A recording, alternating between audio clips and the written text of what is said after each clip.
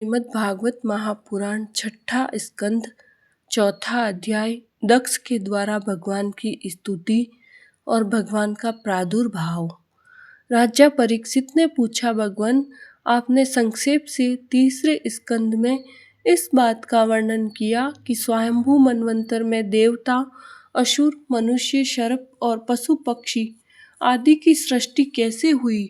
अब मैं उसी का विस्तार जानना चाहता हूँ।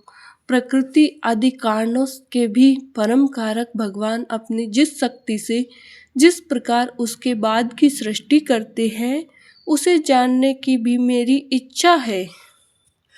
सूत जी कहते हैं, सौनकादि ऋषियों, परम योगी व्यास नंदन श्री सुखदेव जी ने राज ऋषि परीक्षित का यह सुंदर प्रश्न सुनकर उनका अभिनंदन किया और इस प्रकार कहा। श्री सुखदेव जी ने कहा, राजा प्राचीर बरही के 10 लड़के जिनका नाम प्रचेता था, जब समुद्र से बाहर निकले तब उन्होंने देखा कि हमारे पिता के निवृत्ति परायण हो जाने से सारी पृथ्वी पेड़ों से घिर गई है। उन्हें वृक्षों पर बड़ा क्रोध आया। उनके तपोबल ने तो मानो क्रोध की आग में आहुति ही डाल दी। बस उन्होंने वृक्षों को जला डालने के लिए अपने मुख से वायु और अग्नि की सृष्टि की। परीक्षित, जब प्रचेताओं की छोड़ी हुई अग्नि और वायु उन वृक्षों को जलाने लगी, तब वृक्षों के राजाधिराज चंद्रमा ने उनका क्रोध शांत करते हुए इस प्रकार कहा, महाभाग्यवान प्रचेताओं, ये वृक्ष बड़े दीन हैं। आप लोग इनसे द्रोह मत कीजिए, क्योंकि आप तो प्रजा की अभिवृद्धि करना चाहते हैं और सभी जानते हैं कि आप प्रजापति हैं। महात्मा प्रचेताओं, प्रजापतियों के अधिपति अविनाशी भगवान श्री हरि ने संपूर्ण वनस्पतियों और औषधियों को प्रजा के हितार्थ उनके खान पान के लिए बनाया है। संसार में पंखों से उड़ने वाले चर प्राणियों के भोजन फल पुष्प आदि अचर पदार्थ है। पैर से चलने वालों के घास तृण आदि बिना पैर वाले पदार्थ भोजन है। हाथ वालों के वृक्ष लता आदि बिना हाथ वाले और 2 पैर वाले मनुष्य आदि के लिए धान गेहूं आदि अन्न भोजन है। 4 पैर वाले बैल ऊंट आदि खेती प्रवृत्ति के द्वारा अन्न की उत्पत्ति में सहायक हैं। निष्पाप प्रचेताओं, आपके पिता और देवाधिदेव भगवान ने आप लोगों को यह आदेश दिया है कि प्रजा की सृष्टि करो। ऐसी स्थिति में आप वृक्षों को जला डालें, यह कैसे उचित हो सकता है। आप लोग अपना क्रोध शांत करें और अपने पिता पितामह प्रपितामह आदि के द्वारा सेवित सत्पुरुषों के मार्ग का अनुसरण करें। जैसे माँ बाप बालकों की पलके नेत्रों की पति पत्नी की, गृहस्थ भिक्षुकों की और ज्ञानी अज्ञानियों की रक्षा करते हैं और उनका हित चाहते हैं, वैसे ही प्रजा की रक्षा और हित का उत्तरदायी राजा होता है। प्रचेताओं, समस्त प्राणियों के हृदय में सर्वशक्तिमान भगवान आत्मा के रूप में विराजमान हैं। इसलिए आप लोग सभी को भगवान का निवास स्थान समझें। यदि आप ऐसा करेंगे तो भगवान को प्रसन्न कर लेंगे। जो पुरुष हृदय के उबलते हुए भयंकर क्रोध को आत्मविचार के द्वारा शरीर में ही शांत कर देता है, बाहर नहीं निकलने देता, वह काल क्रम से तीनों गुणों पर विजय प्राप्त कर लेता है। प्रचेताओं, इन दीनहीन वृक्षों को न जलाइए। जो कुछ बच रहे हैं उनकी रक्षा कीजिए, इससे आपका भी कल्याण होगा। इस श्रेष्ठ कन्या का पालन इन वृक्षों ने ही किया है, इसे आप लोग पत्नी के रूप में स्वीकार कीजिए। परीक्षित, वनस्पतियों के राजा चंद्रमा ने प्रचेताओं को इस प्रकार समझा बुझाकर उन्हें प्रमलोचा अप्सरा की सुंदरी कन्या दे दी और वे वहां से चले गए। प्रचेताओं ने धर्मानुसार उसका पाणी ग्रहण किया। उन्हीं प्रचेताओं के द्वारा उस कन्या के गर्भ से प्राचेतस दक्ष की उत्पत्ति हुई। फिर दक्ष की प्रजा सृष्टि से तीनों लोक भर गए। इनका अपनी पुत्रियों पर बड़ा प्रेम था। इन्होंने जिस प्रकार अपने संकल्प और वीर्य से विविध प्राणियों की सृष्टि की, वह मैं सुनाता हूँ, तुम सावधान होकर सुनो। परीक्षित, पहले प्रजापति दक्ष ने जल, थल और आकाश में रहने वाले देवता, असुर और मनुष्य आदि प्रजा की सृष्टि अपने संकल्प से ही की। जब उन्होंने देखा कि वह सृष्टि बढ़ नहीं रही है, तब उन्होंने विंध्याचल के निकटवर्ती पर्वतों पर जाकर बड़ी घोर तपस्या की। वहाँ एक अत्यंत श्रेष्ठ तीर्थ है, उसका नाम है अधमर्सन। वह सारे पापों को धो डालता है। प्रजापति दक्ष उस तीर्थ में त्रिकाल स्नान करते और तपस्या के द्वारा भगवान की आराधना करते। प्रजापति दक्ष ने इंद्रियातीत भगवान की हंस गुह्य नामक स्रोत से स्तुति की थी। उसी से भगवान उन पर प्रसन्न हुए थे। मैं तुम्हें वह स्तुति सुनाता हूँ। दक्ष प्रजापति ने इस प्रकार स्तुति की, भगवान आपकी अनुभूति, आपकी चित्त शक्ति अमोघ है। आप जीव और प्रकृति से परे उनके नियंता और इन्हें सत्ता स्फूर्ति देने वाले हैं। जिन जीवों ने त्रिगुणमयी सृष्टि को ही वास्तविक सत्य समझ रखा है, वे आपके स्वरूप का साक्षात्कार नहीं कर सके हैं, क्योंकि आप तक किसी भी प्रमाण की पहुँच नहीं है। आपकी कोई अवधि, कोई सीमा नहीं है। आप स्वयं प्रकाश और परात्पर हैं। मैं आपको नमस्कार करता हूँ। यों तो जीव और ईश्वर एक दूसरे से सखा हैं तथा इसी शरीर में इकट्ठे ही निवास करते हैं, परंतु जीव सर्वशक्तिमान आपके सांख्य भाव को नहीं जानता। ठीक वैसे ही जैसे रूप, रस, गंध और आदि विषय अपने प्रकाशित करने वाली नेत्र, घ्राण आदि इंद्रिय वृत्तियों को नहीं जानते, क्योंकि आप जीव और जगत के दृष्टा हैं, दृश्य नहीं। महेश्वर, मैं आपके श्री चरणों में नमस्कार करता हूँ। देह, प्राण, इंद्रिय, अंतःकरण की वृत्तियाँ, पंच महाभूत और उनकी तन्मात्राएं, ये सब जड़ होने के कारण अपने को और अपने से अतिरिक्त को भी नहीं जानते, परंतु जीव इन सब को और इनके कारण सत्व, रज और तम, इन तीन गुणों को भी जानता है, परंतु वह भी दृश्य अथवा ज्ञेय रूप से आपको नहीं जानता है, क्योंकि आप ही सबके ज्ञाता और अनंत हैं। इसलिए प्रभु, मैं तो केवल आपकी स्तुति करता हूँ। जब समाधि काल में प्रमाण, विकल्प और विपर्य रूप विविध ज्ञान और स्मरण शक्ति का लोप हो जाने से इस नाम रूपात्मक जगत का निरूपण करने वाला मन उपरत हो जाता है, उस समय बिना मन के भी केवल सच्चिदानंदमयी अपनी स्वरूप स्थिति के द्वारा आप प्रकाशित होते रहते हैं। प्रभु, आप शुद्ध हैं और शुद्ध हृदय मंदिर ही आपका निवास स्थान है। आपको मेरा नमस्कार है।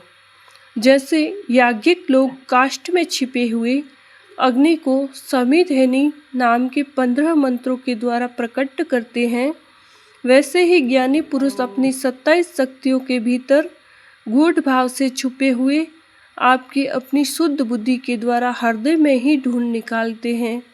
जगत में जितनी भिन्नताएं देख पड़ती हैं, वे सब माया की ही हैं। माया का निषेध कर देने पर केवल परम सुख के साक्षात्कार स्वरूप आप ही अवशेष रहते हैं, परंतु जब विचार करने लगते हैं तब आपके स्वरूप में माया की उपलब्धि निर्वचन नहीं हो सकता, अर्थात माया भी आप ही है। अतः सारे नाम और सारे रूप आपके ही है। प्रभु, आप मुझ पर प्रसन्न होइए, मुझे आत्म प्रसाद से पूर्ण कर दीजिए। प्रभु, जो कुछ वाणी से कहा जाता है अथवा जो कुछ मन, बुद्धि और इंद्रियों से ग्रहण किया जाता है, वह आपका स्वरूप नहीं है, क्योंकि वह तो गुण रूप है और आप गुणों की उत्पत्ति और प्रलय के अधिष्ठात्र हैं। आप में केवल उनकी प्रतीति मात्र हैं। भगवान, आप में ही यह सारा जगत स्थित है, आपसे ही निकला है और आपने और किसी के सहारे नहीं, अपने आप से ही इसका निर्णय किया है। यह आपका ही है और आपके लिए ही है। इसके रूप में बनने वाले भी आप हैं और बनाने वाले भी आप ही हैं। बनने बनाने की विधि भी आप ही है। आप ही सबसे काम लेने वाले भी हैं। जब कार्य और कारण का भेद नहीं था, तब भी आप स्वयं सिद्ध स्वरूप से स्थित थे। इसी से आप सबके कारण भी हैं। सच्ची बात तो यह है कि आप जीव जगत के भेद और स्वगत भेद से सर्वथा रहित एक अद्वितीय हैं। आप स्वयं ब्रह्म हैं। आप मुझ पर प्रसन्न हो प्रभु। आपकी ही शक्तियाँ वादी प्रतिवादियों के विवाद और संवाद एकमत्य का विषय होती हैं और उन्हें बार बार मोह में डाल दिया करती हैं। आप अनंत अप्राकृत कल्याण गुण गणों से युक्त एवं स्वयं अनंत हैं। मैं आपको नमस्कार करता हूँ। भगवान, उपासक लोग कहते हैं कि हमारे प्रभु हस्तपाद आदि से युक्त साकार विग्रह है और सांख्यवादी कहते हैं कि भगवान हस्तपाद आदि विग्रह से रहित निराकार हैं। यद्यपि इस प्रकार वे एक ही वस्तु के दो परस्पर विरोधी धर्मों का वर्णन करते हैं, परंतु फिर भी उसमें विरोध नहीं है, क्योंकि दोनों एक ही परम वस्तु में स्थित हैं। बिना आधार के हाथ पैर आदि का होना संभव नहीं और निषेध की भी कोई न कोई अवधि होनी ही चाहिए। आप वही आधार और निषेध की अवधि हैं। इसलिए आप साकार निराकार दोनों से ही अविरुद्ध सम पर ब्रह्म हैं। प्रभु, आप अनंत हैं। आपका न तो कोई प्राकृत नाम है और न कोई प्राकृत रूप। फिर भी जो आपके चरण कमलों का भजन करते हैं, उन पर अनुग्रह करने के लिए आप अनेक रूपों में प्रकट होकर अनेकों लीलाएं करते हैं तथा उन रूपों एवं लीलाओं के अनुसार अनेकों नाम धारण कर लेते हैं। परमात्मन, आप मुझ पर कृपा प्रसाद कीजिए। लोगों की उपासनाएं प्रायः साधारण कोटि की होती हैं, अतः आप सबके हृदय में रहकर इनकी भावना के अनुसार भिन्न भिन्न देवताओं के रूप में प्रतीत होते रहते हैं। ठीक वैसे ही जैसे हवा गंध का आश्रय लेकर सुगंधित प्रतीत होती हैं, परंतु वास्तव में सुगंधित नहीं होती, ऐसे सबकी भावनाओं का अनुसरण करने वाले प्रभु मेरी अभिलाषा पूर्ण करें। श्री सुखदेव जी कहते हैं, परीक्षित, विंध्याचल के अधमर्शन तीर्थ में जब प्रजापति दक्ष ने इस प्रकार स्तुति की, तब भक्त वत्सल भगवान उनके सामने प्रकट हुए। उस समय भगवान गरुड़ के कंधों पर चरण रखे हुए थे। विशाल एवं हष्ट पुष्ट 8 भुजाएं थी। उनमें शंख चक्र तलवार ढाल बाण धनुष पास और गदा धारण किए हुए थे। वर्षाकालीन मेघ के समान श्यामल शरीर पर पीताम्बर फहरा रहा था। मुखमंडल प्रफुल्लित था। नेत्रों से प्रसाद की वर्षा हो रही थी। घुटनों तक वनमाला लटक रही थी। वक्ष स्थल पर सुनहरी रेखा श्रीवत्स चिन्ह और गले में कौस्तुभ मणि जगमगा रही थी। बहुमूल्य किरीट, कंगन, मकराकृत कुंडल, करधनी, अंगूठी, कड़े, नुपुर और बाजूबंद अपने अपने स्थान पर सुशोभित थे। त्रिभुवनपति भगवान ने त्रैलोक्य विमोहन रूप धारण कर रखा था। नारद, नंद, सुनंद आदि पार्षद उनके चारों ओर खड़े थे। इंद्र आदि देवेश्वर गण स्तुति कर रहे थे तथा सिद्ध गंधर्व और चारण भगवान के गुणों का गान कर रहे थे।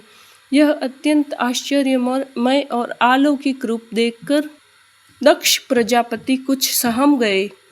प्रजापति दक्ष ने आनंद से भरकर भगवान के चरणों में साष्टांग प्रणाम किया। जैसे झरनों के जल से नदियां भर जाती है, वैसे ही परमानंद के उद्रेक से उनकी एक एक इंद्रिय भर गई और आनंद परवश हो जाने के कारण वे कुछ भी बोल न सके। परीक्षित, प्रजापति दक्ष अत्यंत नम्रता से झुककर भगवान के सामने खड़े हो गए। भगवान सबके हृदय की बात जानते ही हैं।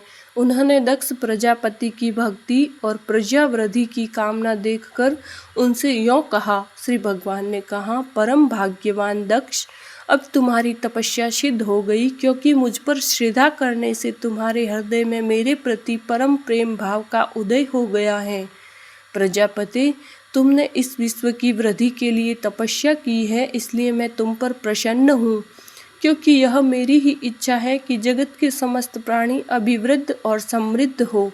ब्रह्मा शंकर, तुम्हारे जैसे प्रजापति, स्वयंभू आदि मनु तथा इंद्र आदि देवेश्वर, ये सब मेरी विभूतियाँ हैं और सभी प्राणियों की अभिवृद्धि करने वाले हैं।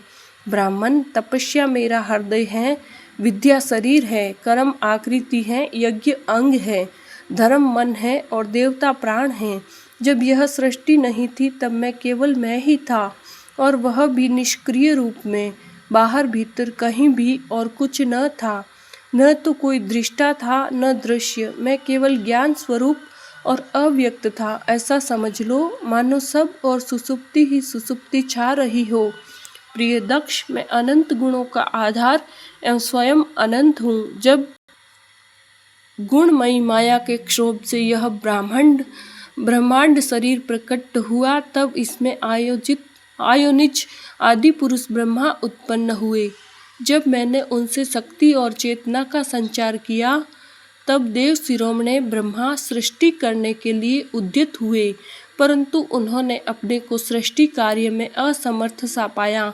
उस समय मैंने उन्हें आज्ञा दी कि तप करो। तब उन्होंने घोर तपस्या की, और उस तपस्या के प्रभाव से पहले पहल तुम 9 प्रजापतियों की सृष्टि की।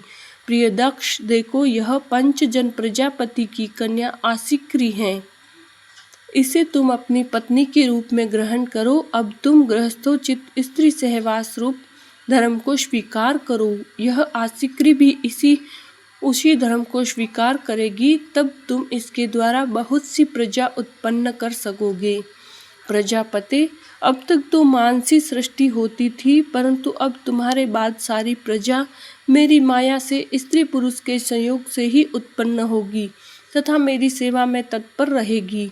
श्री सुखदेव जी कहते हैं, विश्व के जीवनदाता भगवान श्री हरि यह कहकर दक्ष के सामने ही इस प्रकार अंतर्ध्यान हो गए, जैसे स्वप्न में देखी हुई वस्तु सपन टूटते ही लुप्त हो जाती है।